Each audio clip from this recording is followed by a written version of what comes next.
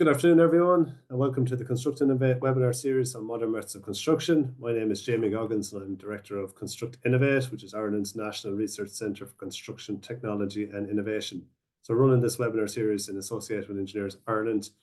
This week, we're going to concentrate on pioneering concrete solutions and prefabrication in Ireland. It's part of an 8-week series. This is week 5 of week 8 of the series. Delighted to have 3 fantastic speakers again this week. So of 3 different topics related to concrete technology. So our first speaker is Feargal Cleary, who's Director of Cleartech, and he's going to talk about prefabricated, pre-finished volumetric construction, or PPVC for short, and the solutions that that can provide for buildings. Then we have Peter Deegan, Technical Director in Banagher Concrete. He's going to talk about their endeavours around carbon reduction and sustainability for precast concrete solutions. And then we have Justin Kinsella, who's CEO of Harcourt Technology Limited, or HCL for short, who have delivered Ireland's first 3D concrete printed social housing scheme in Ireland. Well, it's actually the first 3D concrete printed building in Ireland overall, but it happens to be a social housing scheme that they've done it on. So that's our 3 presentations that we're going to have. So each presenter will present for about 15 minutes. And then we'll open up for questions and answers at the very end. So without further ado, I'm going to introduce our first speaker, which is Feargal Cleary, Director of Cleartech, to talk about prefabricated, finished volumetric construction solutions for buildings. So over to you, Feargal. Okay, so thanks, Jamie. Thanks for introducing us there. I'll just, I suppose, Cleartech Engineered Solutions, as Jamie said, that's our company. We're based here in Ireland. We have offices in the UK, Grand Cayman, Malaysia, and Vietnam. Jamie asked me when to explore the challenges in delivering a prefabricated, pre-finished volumetric construction, or what we call PPVC solution here in Ireland. And I suppose our experience stems from value engineering, I suppose, across the globe that we've, delivered, using smart, faster, future-ready type solutions and designing at cutting edge for our clients. And while our experience is international, I suppose what we're trying to do is we're trying to take that information or take that skill that we've learned internationally and bring that back here to Ireland to look at the possibilities of using precast volumetric back here in Ireland for clients. I suppose when we look at this more, the solution is more than just a prefab. I'm sure when people speak of modular, when I suppose the people on the streets are talking about modular, the perception is of a prefab similar to what we all spent our school years in back in the 70s, 80s, and 90s. Or a more modern twist to that is the perception that modular is a shipping container. And thankfully, it's a lot more than that. And as the industry, we really need to change that perception and deliver the message to the public that modular solutions are a way forward. They're not always a solution, but they certainly are a solution. And I suppose, where did PPVC come from? And basically, it came from the oil industry. Modular PPVC units had to be fully finished and basically plug and play, and that's what they were using offshore on oil rigs around the world. So the solution that I'm showing here behind is actually a perfect example of where PPVC is at the moment and has got to in modern apartments. And this is a project in Australasia, which has been built and was fabricated in Southeast Asia in a factory I visited, and was transported then to site and assembled on site. So the solution was just basically a plug and play. Everything was assembled inside. You had, down to the mechanical and electrical units, the white units and everything inside it. So as you can see, it's a far cry from the prefabs that we all went to school in. And I suppose to the architects on this webinar, it is possible to think outside the box, literally. with these concepts. We have found that early engagement with the client and the design team can create solutions that are both desirable and affordable. And certainly from our client side, they have said that they can see that, we enjoy solving the problems posed, and it contributes massively to the overall success of the project.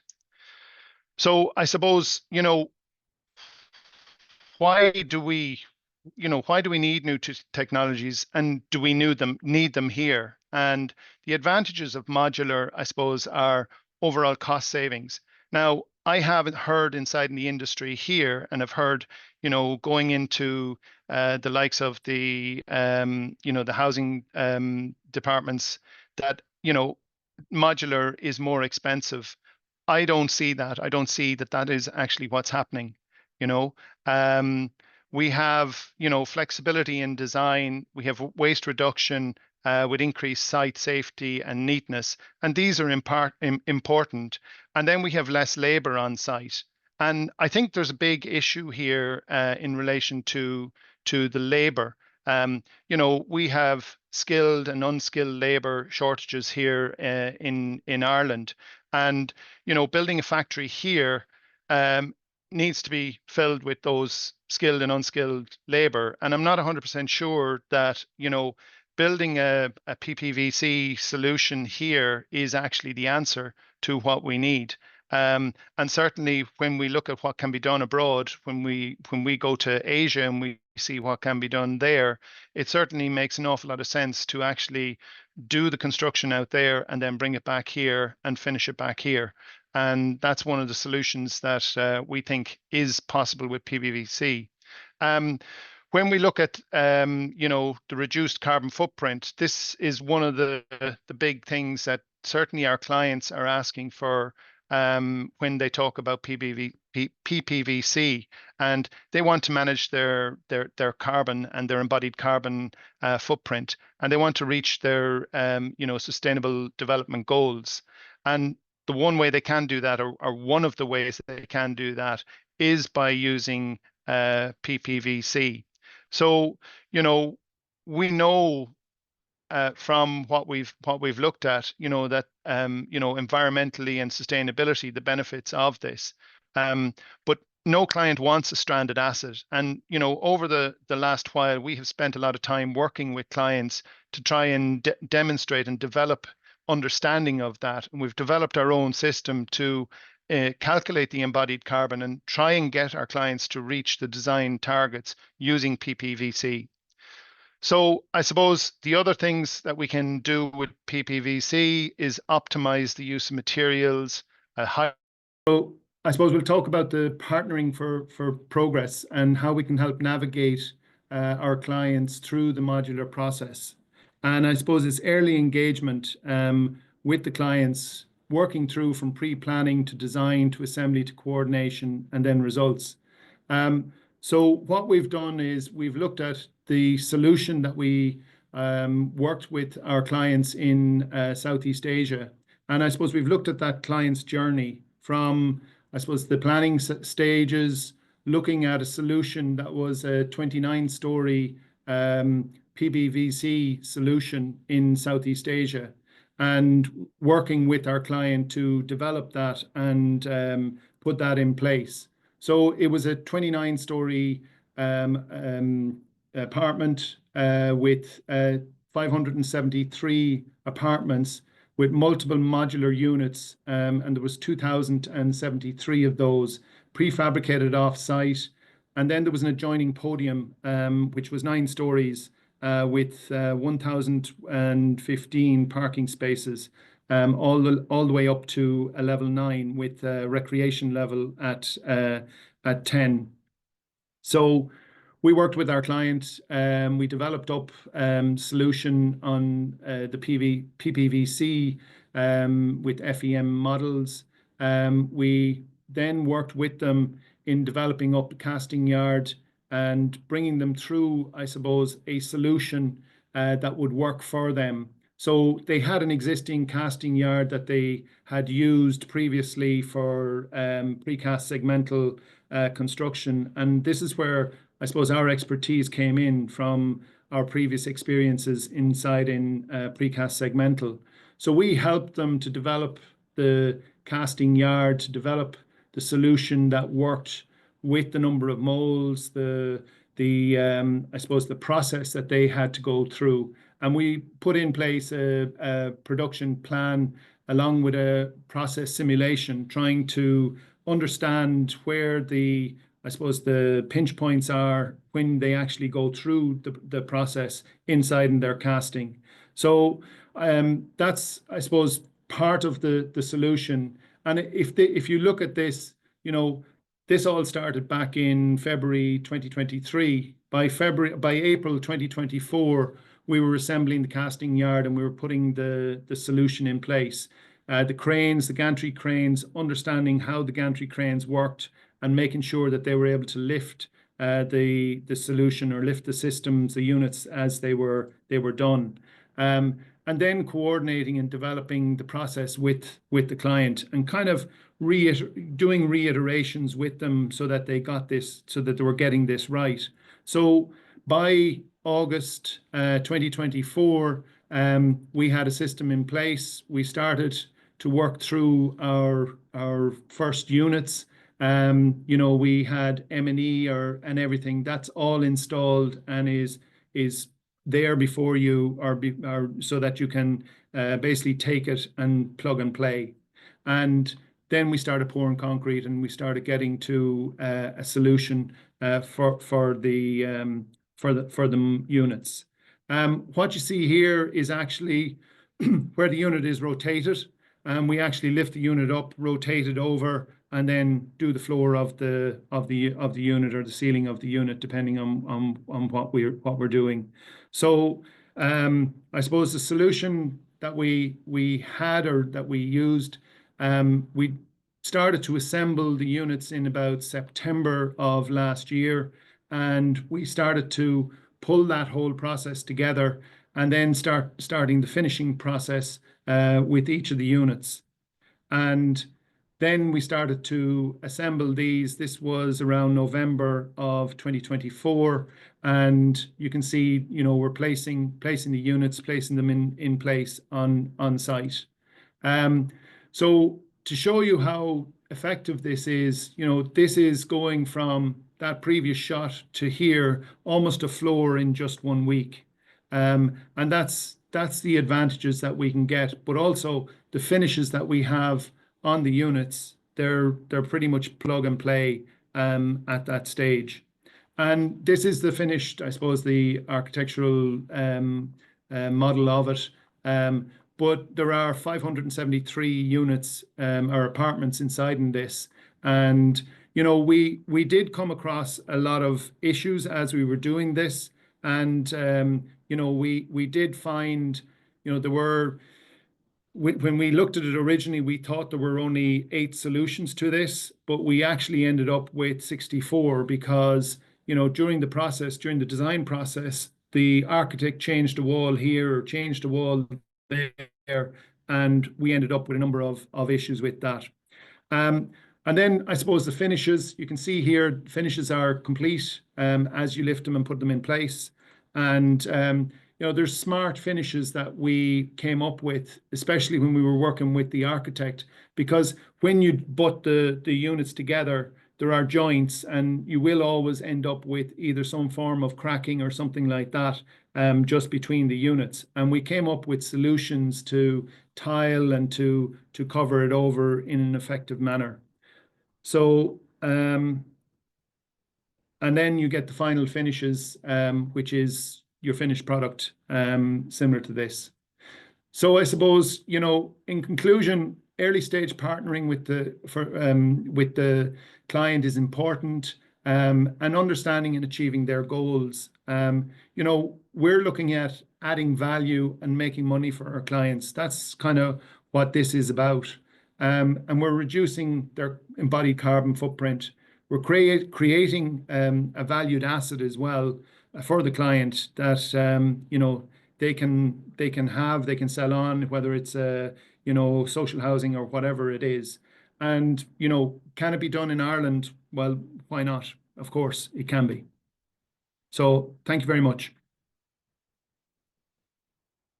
Brilliant. Thanks a lot, Feargal. Exciting to see. 29-story apartment with 573 apartments that you said you started the planning kind of and organising and kind of factories set up and delivered and started to place on site within about, what was it, about maybe less than 2 years, and then I don't know how long it took to finish the overall project, but very fast in there. So I'm going to move on to our second speaker. So second speaker is Peter Deegan, who's Technical Director of Banagher Concrete, and he's going to talk about their endeavours around reducing carbon and sustainability in the precast concrete sector. Over to you, Peter. So listen, hello everybody. I'm absolutely delighted to be here. Thank you, Jamie, when I could be doing lots of other things. But anyway, I just want to talk a little bit about, I suppose, about sustainability, carbon reduction, our circular economy. And, you know, I think in lots of ways, we're seen as the big bad wolf because we are the kind of the cement and the concrete producer. And we're doing lots of harm, but you know what? We're trying to do lots of things to mitigate it. But in any event, I'm Peter Deegan, and I'm one of the owner directors of Banagher Precast Concrete, and we're based in Banagher in County Offaly, and that's just a picture overview there of our yard in Banagher. We've been producing concrete on this site for nearly 80 years now, and I suppose we've been very fortunate in that we have a really good community around us that works with us, and we're very much part of our local community. And community is part of what sustainability is about. When we started to look at sustainability and carbon reduction, we kind of took a complete overview of the business, and you know, the term the low-hanging fruit. It's easy to capture them really, and I would say they are our power, our water, our materials, our workforce, and all that kind of thing. So just that picture there just demonstrates one of the first things we did, which we introduced the solar panels. Now, I was a little skeptical at the start because I kind of felt that we're working in a dusty environment, and with dust blowing around, that we'll have dust landing on panels and that they will work great for 1 or 2 years and then they'll begin to fade. But anyway, I was proven wrong. We actually have a team that comes in once a year and cleans the panels, and we found them to be really good, producing about a third of our power in Banagher. So much so that we're now actually adding another quarter at the moment of the panels that we're hoping to produce over half of our power this year coming, and we will continue in the years to come as part of our goals to become almost 100% reliant on our solar. What we do and what we have is we're operating in Banagher, but we're also operating in the UK. And the reason why we're operating in the UK is because we want to be closer to our market. Now, for years, we were very much based in Ireland, supplying north, south, east, and west during the Celtic Tiger. But then when we found post-Celtic Tiger that we had a very large business that had quite a large need for a market, and that market was in the UK. And the most sustainable thing you can do is to be close to your customer. So back in 2011, actually, but in 2013, we set up manufacturing here in Norfolk in the UK, and that's where I am this morning. So our intention is that we would be close, supply Ireland obviously from Banagher, and the UK from our plant here in Norfolk. It increases our output.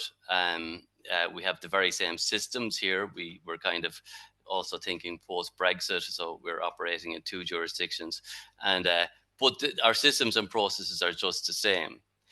On the map there, you can kind of see more or less our locations. Where I am today is about an hour north of London, and you can imagine there'd be lots of work in the London area, and that's why we're here. But in reality, you know, what can we do? We can produce about 2.5 kilometers of bridge beams per week and multiple other items in both factories. But when I think about carbon reduction and sustainability, I always use this term, the 5 C's. So within the carbon envelope, I would call it, the biggest contributor to the carbon, it's the cement. And no matter what we do in our production facilities, being close to our customer, producing our own power, having a closed loop water system, and all that goes with that, we have to chase after the cement. So I have these 5 C's, which I talk about: carbon, clinker, cement, concrete, and construction. And what we need to do is we need to reduce all of these C's. If we're going to be carbon neutral by 2050, then these are the hard hitters. And really what I'm talking about is that, for example, if we can reduce the amount of construction through smart design, we will need less concrete. And if we need less concrete, we'll need less cement. And if the cement we're using has less clinker, then we'll have less carbon. Now, I believe, even though I've what I read and saying about having less carbon and cement and all the rest, there'll always be a place for cement and clinker in some fashion. So we have to find other ways to kind of take on board carbon capture and look at construction in a different sort of a way. But these are the 5 C's, and that's what we focus on, the 5 C's. But before we get on to talking about the 5 C's, we have to actually kind of re-educate ourselves to the advantage of precast in itself rather than in situ. And in the picture here, that's Battersea Power Station, and the wall that's been lifted in there is for the Northern Line extension at Battersea, which is one of the first jobs we did out of the UK factory, and one that I'm kind of very proud of because I go down to Battersea and it's a kind of really cool spot. But within precast, and again, these slides can be watched after. There's 30% reduction in program. There's 6% saving in manpower. You have fewer site deliveries, and it's generally much more carbon friendly and sustainable form of construction. So just to reiterate that. But going back to our own Banagher, sort of, which is not just unique to Banagher, but just generally concrete in general. What we decided to do was that, and I've stuck up there, European research projects. So early on, because maybe I like a little bit of research, we said, let's look at kind of options where, and this is true, the Marie Curie project and Horizon 2020, can we kind of take advantage of cross-country academia, all kinds of specialist areas that we can improve what we're doing. So we're very much involved in research projects. We have in-house research ourselves. We're actually based in both areas, in special areas of conservation, which is, in reality, we'd never build these facilities today, but they were there before people became more aware of our environment and sustainability and biodiversity and all the things around us. We continually plant trees, we reforest, we plant on average about 1,500 trees a year. Again, as part of our carbon capture and carbon sink, you have to be 14,000 certified really to kind of prove that you're serious about what you're doing. And as I said, we're becoming kind of self-producing our own power with the solar.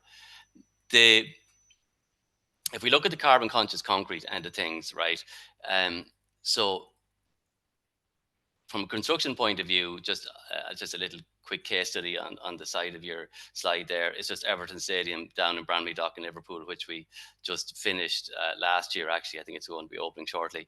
But just by the inclusion of 33% GGBS, there was a concrete saving or a carbon saving of 33% on what we were doing. And we also, by redesigning the units, managed to save 4,500 tons of concrete just by smart design.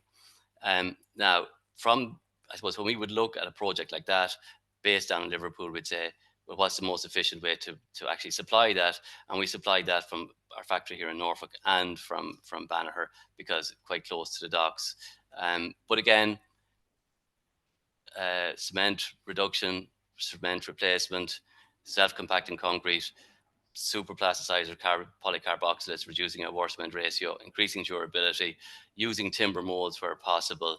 And again, we have a closed loop water system. Now, looking at something from an infrastructural point of view, as I said, we produce bridge beams, and we're going to launch another beam in the coming months this year called a smart beam. So we're not just kind of sitting on our hands and thinking, oh, this is a system that works. We have to find a system that is actually better. And so just if you had a quick look at this slide, for a particular bridge, there was an option of using U-beams, which were kind of on every motorway in Ireland, if you're anyway familiar with motorway bridges, or the possibility of using a W-beam, which was a beam we developed back in 2007.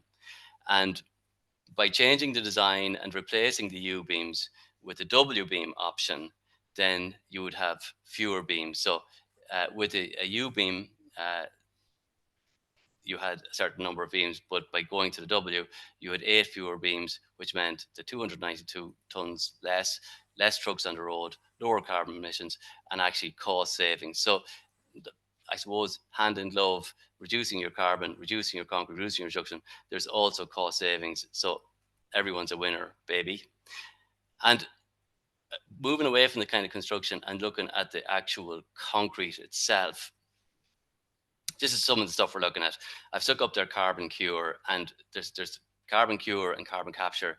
It's a project that we're going to start shortly, where we're actually we're building a kind of a machine with a company in Italy that is going to inject carbon into our concrete at the plant. So in a sense, becoming a carbon storage or a carbon sink. So taking carbon and putting it to the concrete. So we're starting into that project now.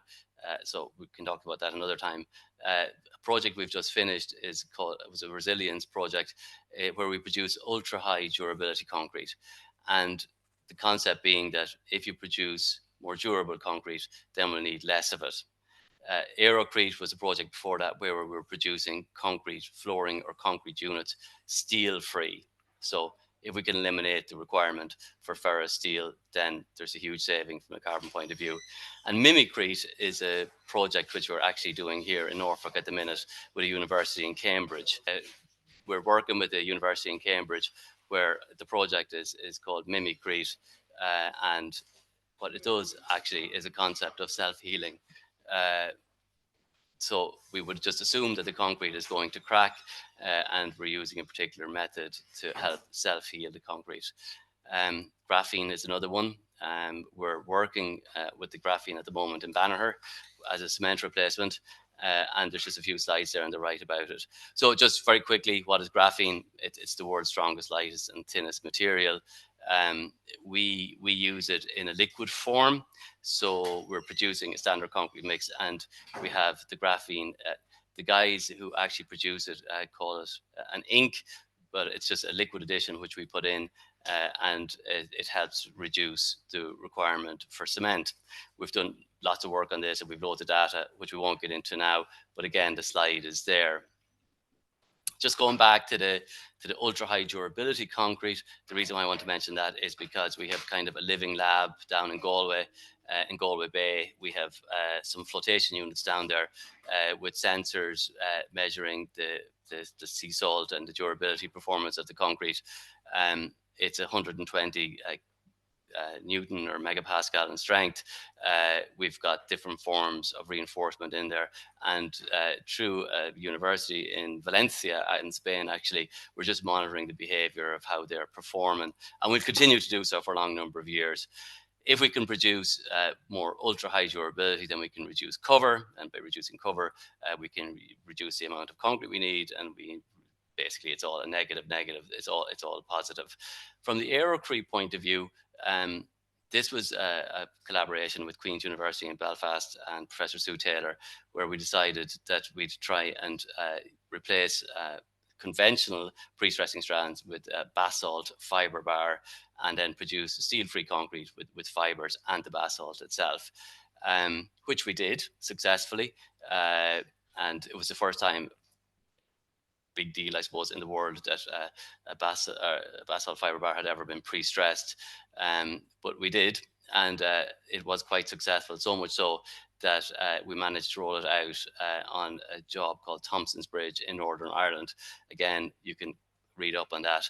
So just the process in this slide is on the first pictures, the pre-stressing jack where I was stressing the basalt fiber. Then we had our fiber self-compacting concrete being poured. And then the other pictures are just demonstrating the load testing of this pre-stressed floor slab. Now, what you will see is that there is massive deflection. There was massive cracking. but essentially it performed like a banana, so the yield strengths are a bit dodgy. But in any event, it works, took up to 115 kilonewtons of pressure. Now, my last slide, that's me in the middle. And really what I want to talk about here is that we have to kind of accept that we're always going to be somewhat a producer of carbon. So a project which we're working on and I'm very fond of is the whole concept of carbon capture within the boglands of Ireland. We're surrounded by bog in the Midlands and where I live, and I'm involved in a project called the Care Peat project. And what we're doing in this picture here is we're actually just measuring the depth of the peat, and we're determining the amount of carbon that can be stored there. And in conjunction with that, what we're doing is we're planting sphagnum mosses on cutaway bogs, and we're kind of regenerating different parts of the bog where we can actually quantify the carbon that we may be able to store and contain in that area. So what my point, I suppose, to complete and to finish is to say we keep kind of nipping and reducing carbon, increasing it, improving our sustainability and biodiversity, but also acknowledging that there is carbon around there, and we're going to have to find a way of storing it through our peatlands and boglands, through carbon cure, through carbon storage in concrete, and through just the use of other alternative materials. So that's really it. I kind of rushed through because I'm conscious of the time, guys.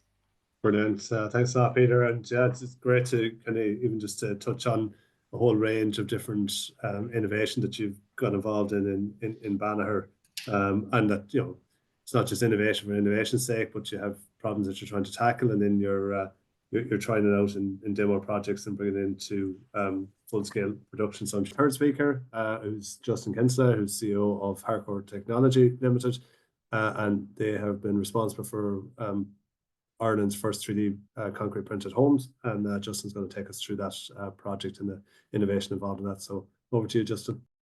Thanks. Yeah, Justin Kinsella, Managing Director of Harcourt Technologies, and we're involved in 3D concrete printing technology, which comes under Category 4 under modern methods of construction, additive manufacturing. And the technology we use really focuses on the use of a gantry, and it can be either used off-site or on-site, and the majority of the work we do is actually on-site. Just giving a quick run through on the various I suppose objectives that we have in using the technology, which is probably common to everyone here. The technology really, the crux of it is to reduce the amount of resource required to increase output. So from a speed perspective, we're able to demonstrate this on our recent project, which I'll show you in a moment, in Grange Close, a social housing project. From spade going into the ground to the project being completed, we achieved a 35% reduction on comparables, and the comparables we use because we're really exchanging the process of building manually, block work, and that's the analogy we use. We use cavity walls, which are very well understood. That's a comparative that we base ourselves against. So on a like-for-like basis, on the actual superstructure, we're able to achieve 60% improvement on the traditional alternative. And we also reduce the amount of personnel required. Our equipment requires 3 to 4 people, but we'll reduce to 3 personnel as we could use it more. With regards to the material, we use concrete, and very robust material, as we all know. One thing about the technology is it allows us to place that concrete in a very precise manner, and from a sustainability perspective, that's one of our main abilities to reduce the amount of material and reduce the amount of carbon embodiment. We're also using in the printing world, the lowest carbon embodied printable material, and we're also seeing great benefits in the inherent airtightness of the superstructures, and in relation to quality, the life cycle of these buildings, it would well exceed the minimum 60-year requirement we would see, as evidenced with lots of historical projects. You could even reference the Tenter project that we'd see 100-year plus life cycle. The material we use is quite strong. It's about 5 times stronger than your standard masonry construction. We're getting about 47 MPa versus what would be a standard 8.5 MPa. Inherently fire resistant, and from a residential perspective also works very well in terms of acoustic transmission. I'll go through the actual process, but one main factor is that we use digital models to design our buildings. We're architects and engineers, and we have the capacity really with this technology to be able to freeze what we intend to execute on site, which is the superstructure, and we can very accurately recreate that on site with tolerances of about 2 to 4 mil over 10-meter spans. And this is something I'll show you during the presentation. Not only does it build the superstructures very quickly, but allows us to also pre-order and work with other MMC providers for components needed to complete the structure, such as floors, roofs, doors, windows, and we'll only see that continue to improve as we go on and use the technology more. Just giving you an idea of the process, we start with our design, and once the construction phase of the design is frozen, we would take the element that is to be printed on site, and we transfer that into G code using a slicer, which is a very quick process. That G code gets sent to the machine, and that really tells the printer head where to extrude material, where to start and stop, and gives it its coordinates X, Y, and Z. And from a material process, we work with ready-mix concrete, which is a pretty much for scalability, it's a standard concrete, EN 206 compliant, 99% standard concrete, and then we use admixtures, which would constitute about 1%, and those admixtures have a function of a plasticizer, allowing the material to move through the lines and get to the printer head. And then I suppose that the nuance of this technology is it gets an accelerator added just as it is being extruded, and that allows the material to have the correct consistency that's rigid enough to stay in place and self-support, but doesn't cure so much that it can't bond with the subsequent layer, because really this is what it's about. It's just adding subsequent layers, additive manufacturing, additive construction, and you'll see the process where that happens in a moment. This is the project we just finished, and we handed over the keys last Thursday to the families that are going to be living there. And it's, as Jamie says, it's actually the first social housing project using this technology in Europe, and we're very proud to have done that in Ireland, and especially County Louth. But it's a standard house type. We take our design from the national standards in quality social housing. Social housing is, I suppose, the issue that we were trying to resolve, and looking at various methods of MMC. And that was our original objective, to deploy this technology for this use. But it's a standard 110 square meter, 3-bed, 6-person home. And that allows us to have very readily comparable metrics to other methodologies that are creating the same house type. From a construction process, really, it's very, very traditional. We use a traditional strip foundation. You can use any type of foundation, but everyone's familiar with traditional strips. We work with a company called Crea that do precast components. Crea, from our perspective, we use their precast insulated floor slab, which sits upon a precast rising wall. Then it's from that, it's traditional cavity wall consisting of 100 mil inner leaf, 150 mil cavity, and 100 mil outer leaf. So total 350 mil. And we use wall ties as you would normally. We use standard lintels. We use concrete lintels in Grange Close, standard sills, and we print up to wall plate level. And yeah, so pretty well understood. And I suppose the method of going with that tried and trusted construction methodology is that it's understood already, and it can integrate with all the other components that are already in the market, and it can already work with existing standards, which we're able to adhere to.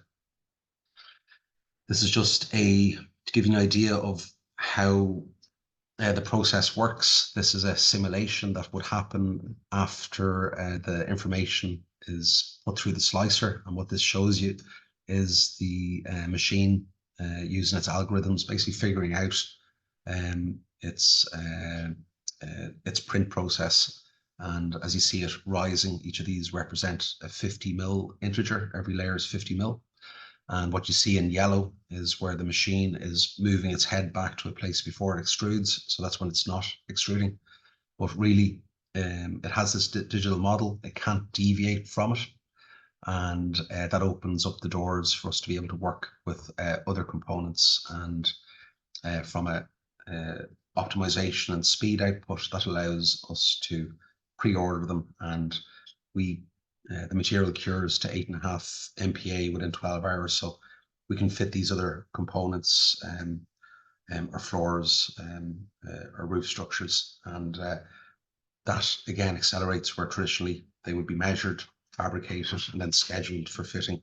We can do all of that in advance. This is for Grange Close project. So we split it into 7 different print phases. On the right-hand side, you can see how it rises up. So we start printing once the foundation is placed. So with our project, the rising walls came in, I think, on a Monday, and the main contractor, B&C, backfilled and put in the radon barriers. And then I think on Wednesday or Thursday, span therm was dropped in. And then we would start printing the first phase, which is from rising wall to DPC level. Again, standard construction detailing. We'd place our DPC and rigid insulation below that. And then our next print phase was up to sill level. And again, we leave spacers for the sill, and then so on and so forth. Next phase is up to lintel. And then we stop at first floor level, where we place our joist hangers and flooring, and then we continue on up to wall plate level. So it was a total of 12 print days for the 3 houses, and we were 18 days on site, and the overall period from beginning to completion was 132 days. So yeah, 35% improvement over what would have been a traditional methodology. This is just from a regulatory perspective. Materials work with EN 206, all compliant. Roadstone, our delivery partner, and the material comes from their plant. Each batch, we're able to, there will be a cube test associated with each batch, and that comes to site. We're able to tell exactly where each batch is placed in the actual superstructure. So again, leveraging the digital model allows us to retain data that may be of use in the future. And from a design standard, we rely upon Eurocode 2, Eurocode 6. CBA engineers were our civil and structural engineers in the project. And then from an execution perspective, we're lucky enough for the NSAI to adopt a new European standard, which is now an Irish standard, and it's ISO ASTM 52939. And that's a standard that governs the actual process and the quality management of the print aspect. And we were lucky enough as well to be able to involve one of the authors of that standard and to achieve a cert of conformity, which was acknowledged kindly by the NSAI in providing us with an Innovation Award for 2024. And that standard was introduced in December 3rd, 2023, and we were able to, strangely enough, a year to the date, well, one day over, we received our cert of compliance and completion from Building Control in County Louth. So we were actually the first globally to adopt that standard and to use it in a actual end building. I'll just show you a short video that gives an idea, because it's probably easier to understand from actually seeing the process. So this is the site in Grange Close, Dundalk. We start with, as I said, a traditional strip foundation, and after the foundation comes, the next phase is to drop the rising walls. The reason we use that is it just reduces the amount of time that could be printed, but the printer is it's a machine that you want to have working as much as possible. So it decouples us from the foundations, and it allows us to, I suppose, get the best output from the equipment. Then we start off printing onto our rising wall, and then the process just continues where it is layer after layer. And this is kind of a time lapse, but it's really just standard masonry construction. In between the units, we would have what is akin to a 215 block wall on the side, where we would do 2 layers of 107.5, which gives us our compartment. With regards to the lintels, concrete lintels are just placed and then they are encapsulated.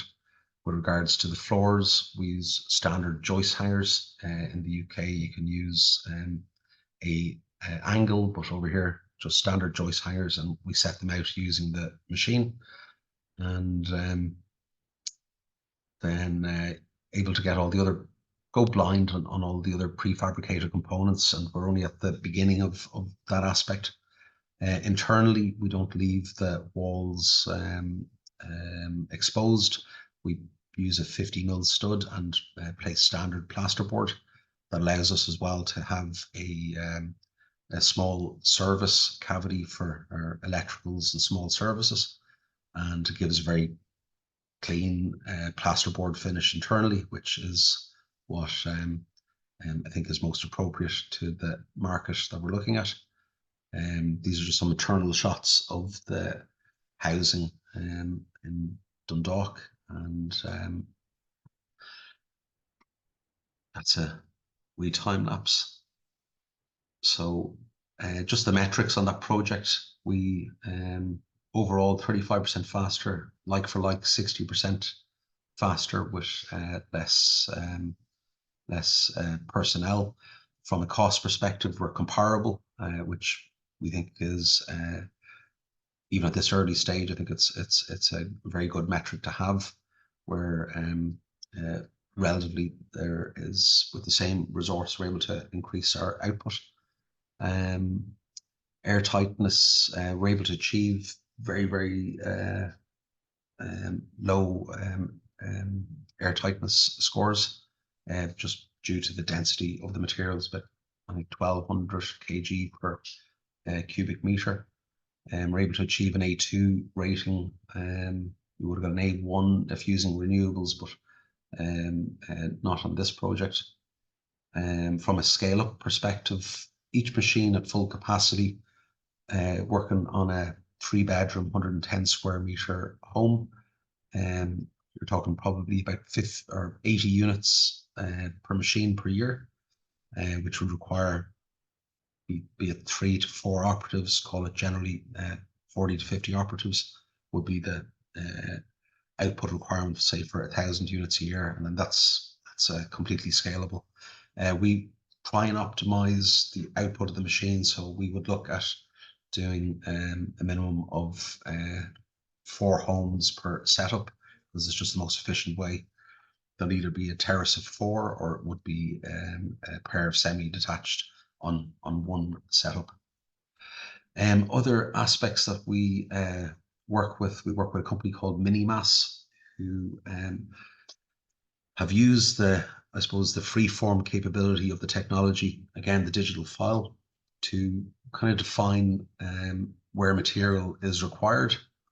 And in summary, they would reduce the amount of material to respond to the structural demands. So this is a project we carried out, we executed on their behalf. It's a pedestrian bridge project that is that we executed in September of last year. But the metrics on this are quite strong in that we're able to reduce overall carbon embodiment by 30% and projected cost savings about 40%. And then a lot of that comes from reduced material usage. And just to explain it very simply, if you're looking at the left-hand side, we would print what is essentially permanent formwork, and then rebar is then placed within the cavity, and then concrete is then placed within that, and then they're essentially the beams required for the bridge.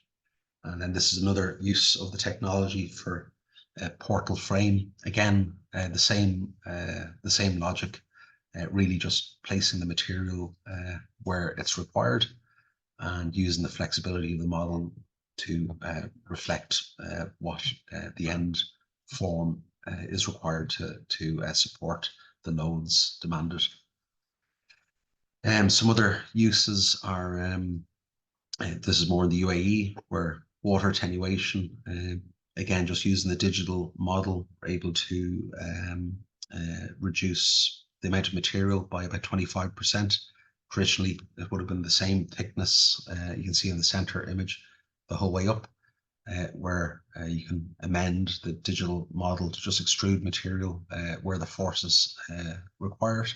So that allows you to have decreasing amount of material as you rise, to counter the actual load of the water. There's lots of other applications for it, but yeah, we're mostly focused on the housing aspect, and yeah, happy to take any questions. This is just a little time lapse towards the end of it, and yeah, just kind of more focuses on the print phases, on the 12 print days, and then the 18 days the equipment being on site, been set up and taken down, and allowing for the other operations such as floor installation and some scaffolding as well. That's the end of the presentation. Thanks very much. Brilliant, Justin. Thanks a lot for that presentation, and fantastic. I mean, I know it didn't happen overnight. Yes, 12 days of printing, 18 days on site for it, but a lot of work gone in over the years to develop the technology to be suitable for use within Ireland, to make sure that it meets all the, I suppose, regulations and the way we build in Ireland, but trying to do it in a new way with 3D printing. And great that you now got to a stage where you can showcase it in real projects, real buildings that people are actually living in there. So that's congratulations on that. It's absolutely fantastic.